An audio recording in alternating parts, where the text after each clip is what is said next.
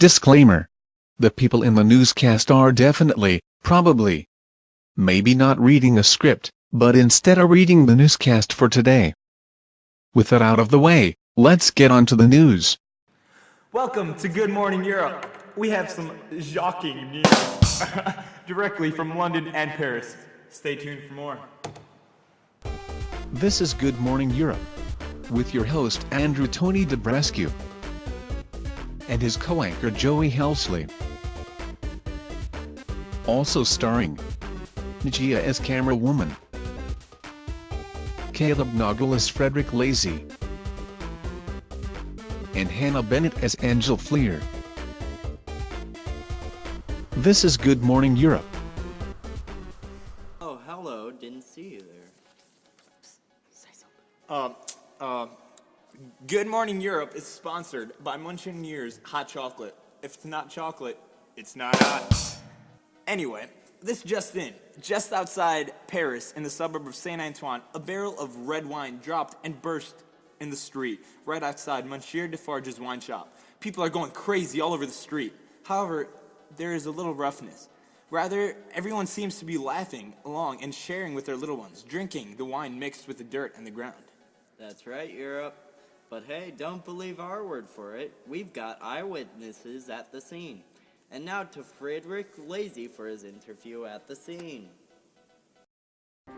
Oh, that's right, Europe. We have the citizen Gaspard, who was a witness. Sir, can you please describe what you've just witnessed? Yes, hello. My name is Gaspard, and I have witnessed this unethical event. The Defarges, I believe, ordered some wine, and I was just chilling, talking with my wife,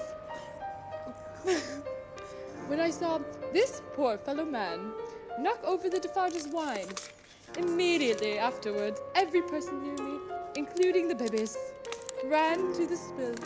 Well, the babies were carried by the mothers, who dripped wine into their mouths, some from their headbands, others like this poor fellow. Well, we stopped what we were doing and joined in. Well, and men were leaving their work to get every drop of wine. We had filled our handkerchiefs with the muddy wine, but we did not care much about the mud.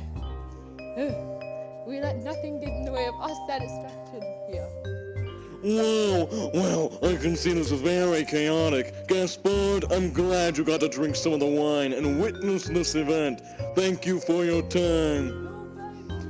That's right, ladies and gents. Wine has been spilt in Saint Antoine. Back in the studio, darling! Wow. Shocking. Unbelievable. You know, many say that people will do anything for food when they're hungry, and here in the heart of the poor and hungry people, we see just that. Joey, it truly is quite pitiful to see, eh? I couldn't agree more, Tony. Well, after that shocking event, let's take a moment to meet a fellow by the name of Charles Darnay and look at a crime scene in his uncle's chateau. Charles Darnay is a relative of the Marquis who was found murdered earlier this morning. And now to you, Angel Fleur, reporting live. Hello again, Europe. I am currently sitting in a very nice chateau, which belonged to a man by the name of Monsieur de Marquis. Yes, very French. Here we have his nephew, Charles Darnay, who will be telling us a bit about the man. Charles, what can you tell us? Well, Angel, to tell you a bit, my uncle was among the rich of the land. He surrounded himself with the greatest of all luxuries. For example, he had several servants, 4 to be exact, serving him his hot chocolate. Some poor people sometimes say that Monseigneur's money corrupts all who touch it. Yes. And while I love him, he ran over a poor man's son. I think it may have been the son of Gaspard. He showed no sympathy to him at all, except for the condolence of a single gold coin. Wow. Well, here we can hear the commotion over the murderer of the Marquis. Some of you think that you are a potential suspect. Well, Can you tell us who had it out for the Marquis? Or who can possibly do such a crime? Do you have any ideas on who may have done such an evil deed? Well, to answer that, my fair citizen, almost everyone had it out for the Marquis, to be honest. There is a note that has been left from the murder. The note says, "Drive him fast to his tomb." This from Jacques.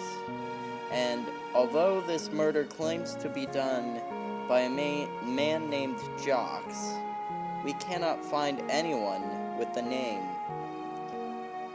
I assure you I was not the culprit of this murder.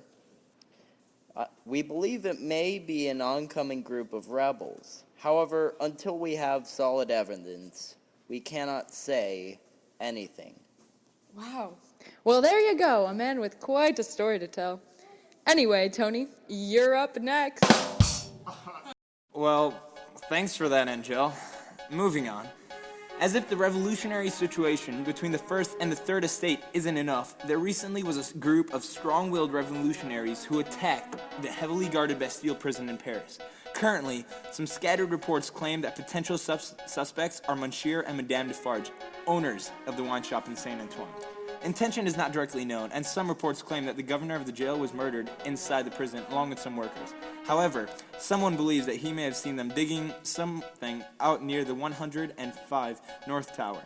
If you're near the scene, please stay away from the area. This dangerous group is believed to be stationed at the back of the Telson's Bank Paris branch. That's right, everyone. Be sure not to barge into Defarge's territory. Lock the windows! Lock the doors! Hide the open! Hide your mouth! Joey! Angel! Oh my god, this is unacceptable. We are supposed to be professional. Anyway, as you were saying. We'll be back after this quick break because obviously you can tell that Tony needs one. Hey! We'll be... And don't forget, Good Morning Europe is sponsored by Stryver and Associates. Sentenced to execution? We can help. Call 1-800-STRIVER and let the Lion and the Jackal help you with your legal needs.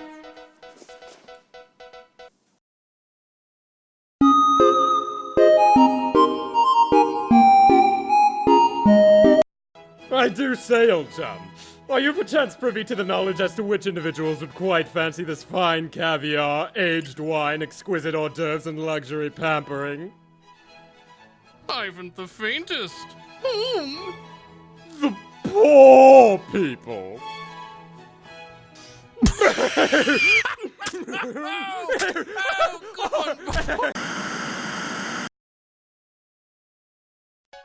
Welcome back to Good Morning Europe, sponsored by Tony, because he brought coffee and donuts to the break room today.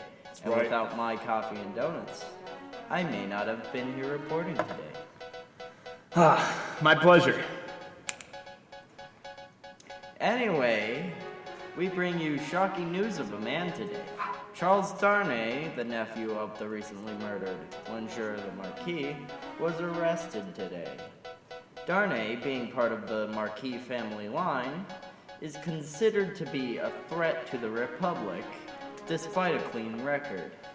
While he may have no rights being an alleged emigrant, he has escaped death before. That's right, everyone. Years ago, Darnay was charged with treason against England by divulging information to the former king. Getting text. By divulging information to the former king, Louis XVI of France. He was expected to be executed. However, with the help of his attorney, Mr. C.J. Stryver, he eluded death. Can he do it a second time? We bring you back to Frederick Lazy, who arrived quickly near the scene at the courthouse. Yes, everyone. In fact, we have received word that Charles Darnay, the Marquis of Evermont, has just escaped death again. This time, with the help of his well-known father-in-law, the crowd has persuaded the jury to acquit Darnay. And in fact, at this moment, the crowd is carrying Darnay on a chair like a great hero or king. What a great moment. Oh, wait, I'm losing you guys. Out.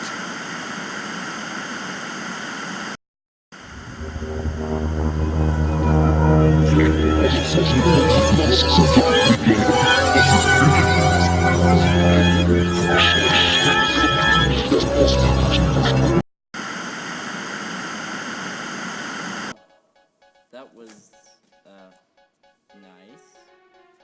Anyway, this just in. Sad news in Paris, while 52 people are allegedly sentenced to die at the guillotine today. One man stands out in the crowd. Yes, Charles Darnay, the son-in-law of the beloved Dr.